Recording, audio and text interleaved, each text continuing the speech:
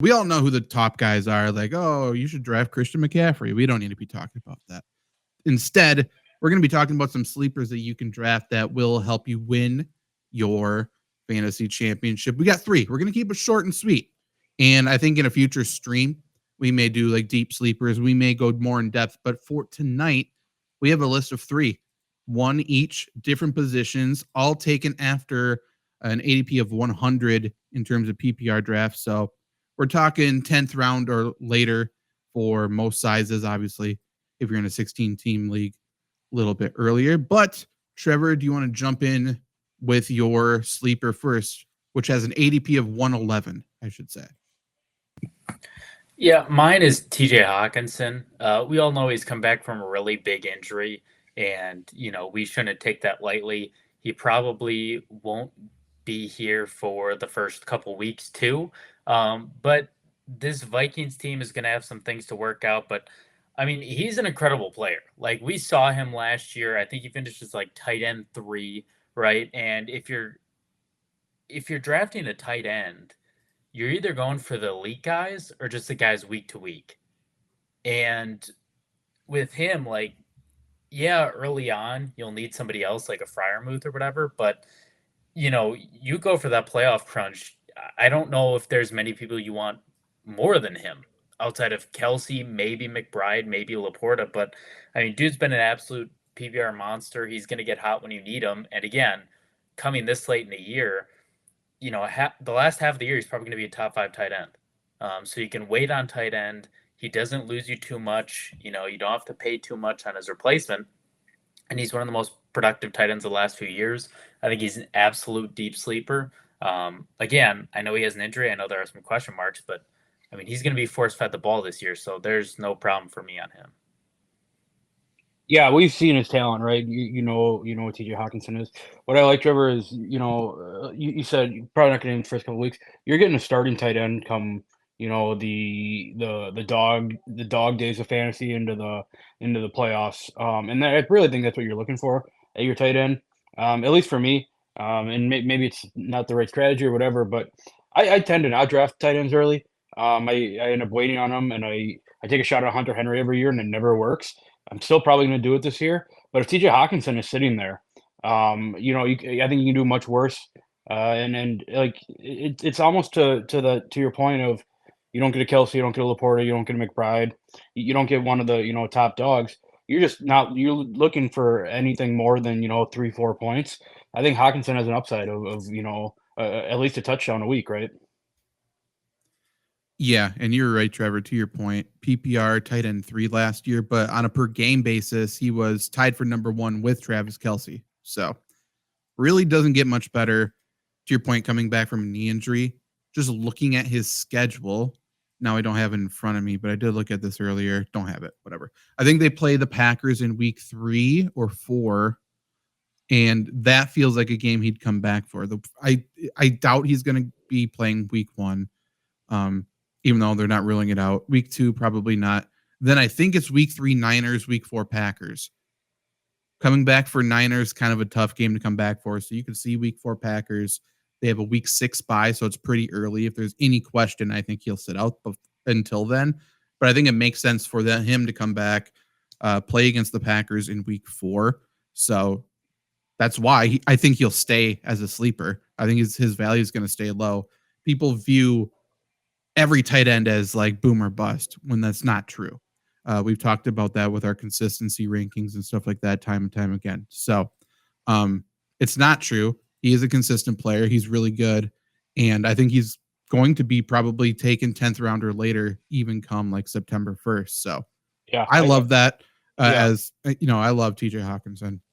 Sorry to cut you off, Zach, there, but to add one more layer to it, maybe we see JJ McCarthy down the line.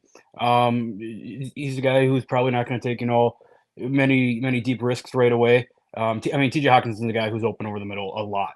It feels like a good safety blanket for a rookie quarterback. Yeah, and especially if you believe the pass rush from the rest of the division is going to improve. You would assume the Packers improve. You would assume the Lions improve. They pretty much just had Aiden Hutchinson. They've been desperately trying to find something else. And then the Bears have some studs too. So That's going to be a first check, obviously, if there's heat, which I think is great. Inexperienced quarterbacks, whether that be Darnold or McCarthy. That makes a lot of sense. There's a lot of like Vikings fans who hate TJ Hockenson though, which I think that's fueling the value plummet as well, along with the injury, because there's like no hype coming out of practice. I know he's not practicing, but he's not even treated as a star on this offense. Like they're talking about they want to trade him, and that makes no sense. I don't understand. You talked about though, Trevor, as well. Last point I have about like you're going to have to pair him with somebody. What do you guys think? Obviously, we're Packers fans, Packers show. Robert Tunyon's there now. Do you have any confidence in pairing him with Tonyan, just so you have the tight end one there, or do you think Tonyan may not be, a clear cut tight end one? It's tough, right? Tunyon's a guy that really we've only seen him good with Aaron Rodgers, and we've seen a lot of players that aren't very good with Aaron Rodgers. I'm staying away from Tonyan. I think I don't want to mess around with the Vikings tight end situation if Hawkinson's not there. I think there's a little too much uncertainty at the quarterback position. But again, to counteract that point, you have a guy like Justin Jefferson on the offense. Eyes are on Justin Jefferson, right? There are going to be open targets. There's going to be open middle of the field targets, and that's tight end's money right there. I'm not going to touch him, but I think it's because personally, I think this is one of the strongest tight end classes, I guess you could say, in redraft fantasy in a long time. I feel like the position has kind of been dead lately in terms of like depth. I think with McBride and Laporta and those guys, like what they are now, I think it's a little better. So I think there are a lot of options out there. David Njoku too, Pat Freiermuth. I'm interested to see what he does with the new offensive regime. So I'm not touching him, but I'm saying it's because there are so many other options. If you're getting to the end of your draft and you need somebody and Tunyon's the best available, I have no problem with that either. I just brought up the Vikings. They just released their first unofficial depth chart. They have a really fun tight end room that I didn't realize. Josh Oliver's still there. I'm a huge fan of Josh Oliver, so that alone makes Robert Tonyan like he's not better than Josh Oliver. But they got Johnny Munt, who's a good player from the Rams. Nick Muse, no idea. They got N'Keal Harry as a tight end there. And then they got Sammy Reyes, I think is how you pronounce his name. He's like chiseled out of fucking granite. He was on the Commanders, I think the then football team a few years ago, just as like this prototypical athletic freak. If he can learn how to play football, he's going to be great. I don't think he's really got much of a chance yet, but if he learns how to play football, he's going to be a load. He's insane. He is so strong and so fast. Luke, who's your sleeper? Hi. So as much as I wanted to talk about Cordero Patterson after being listed as number one on the Steelers depth chart at the running back position, I'm going with my guy Ezekiel Elliott, who I imagine he's probably very polarizing. I guess a lot of people don't like Ezekiel Elliott more than a lot of people do like Ezekiel Elliott. I like that he's going back to Dallas, where there's little to no competition in the backfield for him. One of the best offenses in the league that's going to see the red zone. It's gonna the passing game is going to set up the run game. Ezekiel is going to get touches inside the 10, inside the 5, inside the 2. He's played in the system. Mike McCarthy's not afraid to run the ball on the 1 yard line 4 times in a row, even if them get stuffed 4 times in a row. But if Ezekiel Elliott has any tread left on the tires, which I think he does, he's only 20, 26, 27, 28 years old.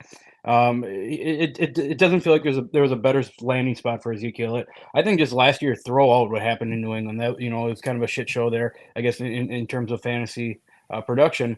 But I mean, the guy has, like I said, no competition in the backfield of Dallas, and it's going to be in an offense that does move the ball. Yeah, I think even if you keep New England, it doesn't matter. Like his average draft position right now among running backs is 36. He's never finished lower than 32 in half PPR or PPR his entire career. Last year after the bye, RB40, but then 17, 1, 33, 10, 23, 23. New England used him in the passing game a lot. Will that happen in Dallas? I don't know, but if it doesn't, they'll have him running the ball more than 11 to 12 times a game like New England had. So, and if they pass it to him, even more to him. I think to your point, he's got a good floor.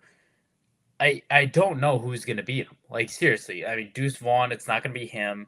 Rico Dowdle, please. Royce Freeman, Hunter Luepke. I like them both, but, like, none of them are – there are no problems there. So he's going to get a lot of work. The team's going to be running the ball late in a lot of games probably, and if he gets passing downs, he's going to be fine. I think he's a lock for top 25, so him as RB36 seems like a no-brainer here. Yeah, like you said, he was used so much in the passing game last year. That just makes him like hyper safe to me. He caught 51 passes, same number as Austin Eckler, who's a receiving back, way more than a bunch of different tight ends, way more than a bunch of different other receiving backs. So just the fact that he can do that, and that's like in his skill set now, I think McCarthy is going to use him in that way. No one's going to beat him on the current Cowboys depth chart. They just released it. Obviously, he's listed as number 1. Rico Dowdle's number 2. I think he's the very clear number 2. But then it's Royce Freeman, Malik Davis, and Deuce Vaughn. So I think this is a Leonard Fournette landing spot. But even still, that's him and Zeke are the same player, really. They're both like these big plotting guys that are kind of okay in the receiving game. Well, so which I think that makes them interchangeable and pretty good. But Cowboys are going to sign somebody. They have to sign somebody. They're kind of waiting to see if someone gets hurt. They're waiting to spend money. They're waiting for the CeeDee Lamb thing. But yeah, I think it's pretty obvious that Zeke is going to. I don't see a scenario where he doesn't outperform his ADP. I mean, At all. In all the years of fantasy, you're not going to find many number 1 running backs on top 5 offenses in the NFL going later than 100. Yeah, this is also a Dalvin Cook landing spot. So let's just pretend, and I think that's maybe the player that would hurt Zeke's like value the most. Let's just say, because I think he's by far the best running back out there, and I think he has a differentiating skill set. So I think if Dalvin Cook comes, I don't think he's the RB1 right away. I think he'll ease into it and then probably win the job. So let's just assume he wins the job. So now we're going worst case scenario for Zeke. He's still going to see 12 touches a game. Like through the receiving game, through running the ball. And that's going to be better than running back 32, which is what he's going as 36, 105 overall, running back 36 in PPR. No shot he doesn't outperform it, barring injury. So yeah, it's just free. It's free points. And if you are playing in best ball, downloading drafts at best underdog fantasy, use promo code Flurry, obviously, to get that deposit. He's free in like the later to middle late rounds of drafts right now. And he's going to score touchdowns. Again, who's going to be the red zone running back of anybody on roster? Like if someone spells him in the middle of the field, fine. He's going to fall in the end zone. So easy. It's dumb. Okay. I'll stick in the NFC East. I will go with quarterback. And I think Jayden Daniels is going like dumbly. I'll say that word. The worst word to use here. Way too low. He's going as quarterback 12, 106 overall. Again, he can be the worst quarterback in the world. He's going to outperform it just the way he plays. Last year at LSU, just taking some of his college numbers at play here. So he had 11.7 yards per pass attempt. He likes to throw it deep. Terry McLaurin, I'm not a huge believer in him, to be completely honest, but him and Jahan Dotson are both very good deep ball receivers. So that's going to happen. Obviously, they're going to be playing from behind because they're the Commanders. So that's great. I think you can pass against this division. That's fantastic. And then talking about his legs, he averaged over almost 8.5 yards per rush last year, and he had a rushing touchdown for every 13.5 attempts. He's going to run on this offense, and look no further than obviously Kyler Murray. Cliff Kingsbury's the offensive coordinator now. Looking at Kyler Murray's first year in the NFL, he was quarterback 7. And that was with no DeAndre Hopkins yet. That was with Kyler Murray getting sacked 48 times, which was by far the most in the league and those dropped dramatically afterwards. And I think that's because Cliff Kingsbury learned something about the NFL from year 1 to year 2 and learned how to protect Kyler. Obviously, some is on Kyler as well. But I say that to say I don't think Jayden Daniels is going to get hit as much as everyone's saying. I think he's going to use his legs a ton. I think there is a greater than, let's just say, 33% chance that he is the leading rusher on this team. Like I would put it at about 50-50 because I don't think Austin Eckler's that good. So, and again, Austin Eckler, greatest check down running back in the league right now, possibly. He can't run worth shit. He runs with his eyes closed and thinks about his dancer girlfriend. But then, like, catching the ball, he's fantastic. So I don't know. Quarterback 12 is like dumb. It's so stupid that he's that low. Yeah, Go ahead, Trevor. Go ahead. All right. You hit it on the head with Austin Eckler being a check down merchant. I mean, that's what he is. The team's going to be playing from behind, like you said. He likes a deep ball. He's got 2 decent receivers. People forget he's got Zach Ertz too, and Ben Sonata is probably better than Zach Ertz. So he's got like 3 reliable options there, not counting Austin Eckler. The schedule isn't perfect, but I mean, he's got some nice weeks in there. Carolina week 7. He's got Tennessee week 13. I would argue those are his worst weeks. The other weeks they're going to be losing. That's true. I was just looking at weak defenses. I mean, he's got an offensive coordinator that I don't like, Cliff Kingsbury, but I mean, fantasy-wise, I like him for quarterbacks.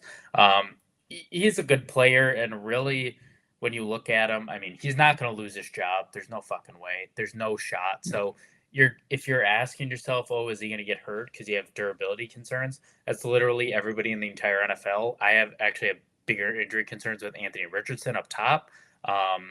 So I don't think that's a thing that you can predict. And again, because he's going so late, who gives a shit if he gets hurt?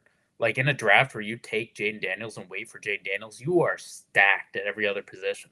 So your quarterback doesn't have to be good, even if he does get hurt. So he's a good player. You have a great contingency plan, even if he somehow does get hurt, and he's got a good supporting cast. So he's going to be a solid player.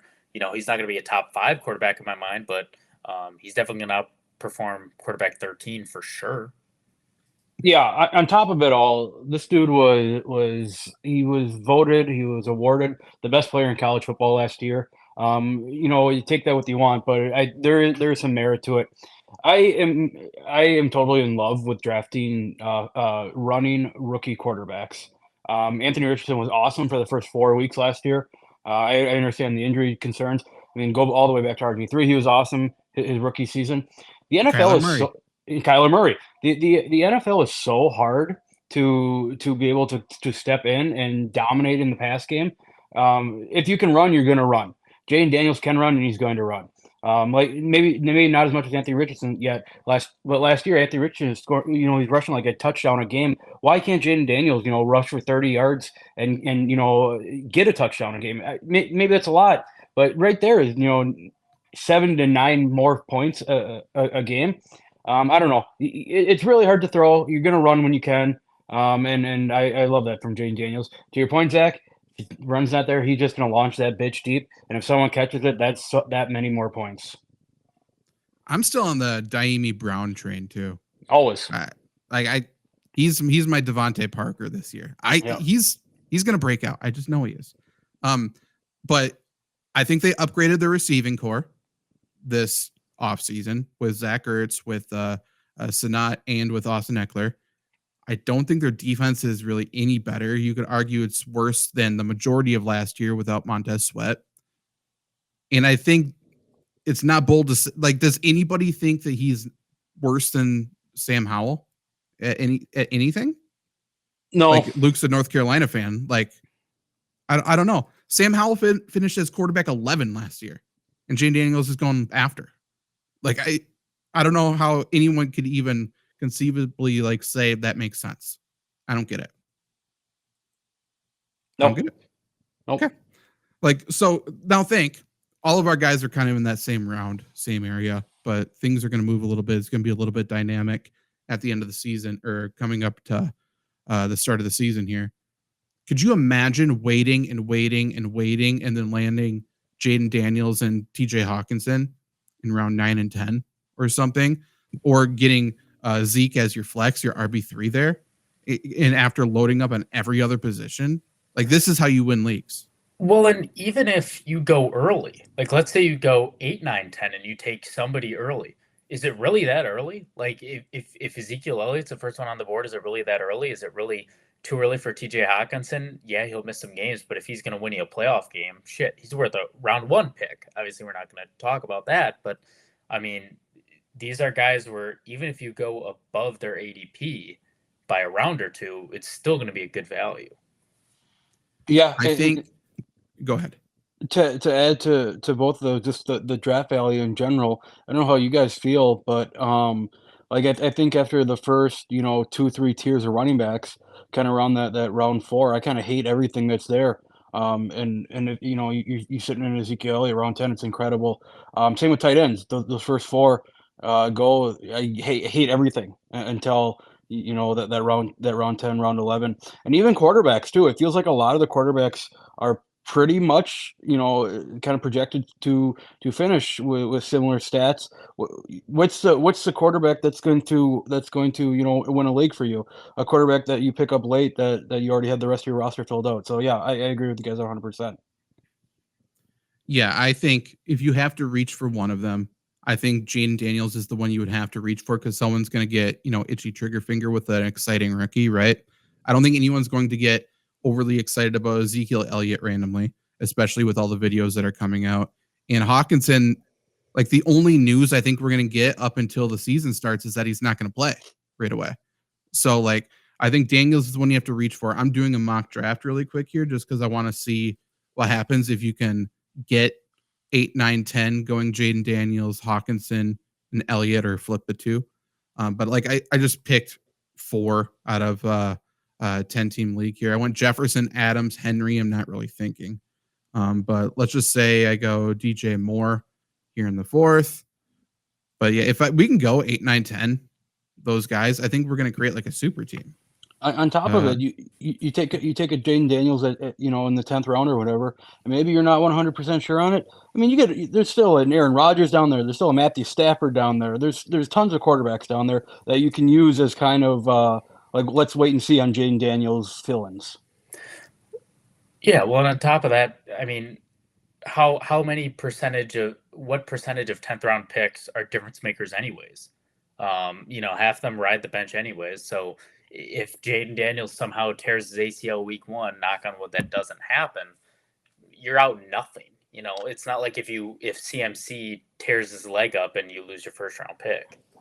Zach, I guess you're doing a fantasy draft right now. So can you pull up those ADPs and just see who the players that are going around those 3 guys? Let me pick this pick. If you have that capability. Yeah, I do. I'm just distracted. Okay. So we're talking about like basically 100. So other players around there, you got Roma Dunze, you got Jackson Smith and Jigba, Gus Edwards, Dallas Goedert, Devin Singletary, Brock Bowers. Like, those aren't difference makers. They're not difference makers, but also people talk about the game getting worse and stuff like that. There's too many good players in the NFL right now. Yeah. Oh, whoops. I was going to do something. I completely forgot the whole point of this fucking thing. Well, on top of that, I mean, you just said Jackson Smith, Jigba, and Roma Dunze. I mean, what role is Odunze this year? Like I don't know if he's a wide receiver 1. Jackson Smith and Jigba might be wide receiver 2 or 3. I mean, what are they? Okay, I got the results here. I forgot what I was doing, so I took Jayden Daniels in the 8th, and then I went Kelvin Ridley in the 9th. What a value! I mean, truthfully, we did a good job. But the draft played out normally. I got Zeke in the 10th and Hockenson in the 11th. So my team, from just draft order, I picked 4th in a PPR. I went Justin Jefferson, Devontae Adams, Derrick Henry, DJ Moore, Joe Mixon, Aaron Jones, Terry McLaurin. Then I went Jayden Daniels, Kelvin Ridley, Zeke, and TJ Hockenson. What a fucking start. So we're talking Zeke is our RB4 and Hockenson, obviously, tight end 1. But we already have a starting lineup with Terry McLaurin as our wide receiver 4. This is such a good team. Yeah. Well, and I mean, even if Zeke has to be your RB2, that doesn't kill you, right? When you have Justin Jefferson at Devontae Adams, the wide receivers, when TJ Hockenson's coming back, he's your tight end 1. I mean, if if you're running back 2, if Zeke becomes that, is your biggest point of concern in a 10-team league, you're going to be number 1 or 2 in the league, no doubt. Yeah, once again, he's RB1 on a top 5 offense in the NFL. Yeah. Yeah. And at worst, he's going to be in a timeshare. Like he'll be in a split, which is every other running back. Right. If there was one thing that fantasy owners were crying from the mountaintops about 2 years ago, was last year in Dallas, it was that Pollard did all the work and Ezekiel Elliott got in the end zone. Love You that. think Ezekiel Elliott's going to be the one who does all the work now? No, he's going to be the one that falls into the end zone. Absolutely. Yeah. Yeah. It's easy. We just gave you 3 great sleepers. Take your pick. Take all of them like I just did. I think, maybe a little unrealistic for Zeke to be there in the 10th come, September, come late August. I think some people will wake up. But for the most part, hope like not. the only clips we've seen is Zeke looking very old. And he's not going to play in the preseason because they can't afford to lose him. So Right. there's going to be a mix. You may be in a league with people who hate the Cowboys and hate Zeke. I'm one of those people. I hate Ohio State too. Like Zeke has nothing going for him other than he's in a perfect situation. Yep. So I'll look past it. Yep. But yeah, that's all we got. We're going to go live streaming college football 25 here in a little bit. So definitely join that over on Twitch.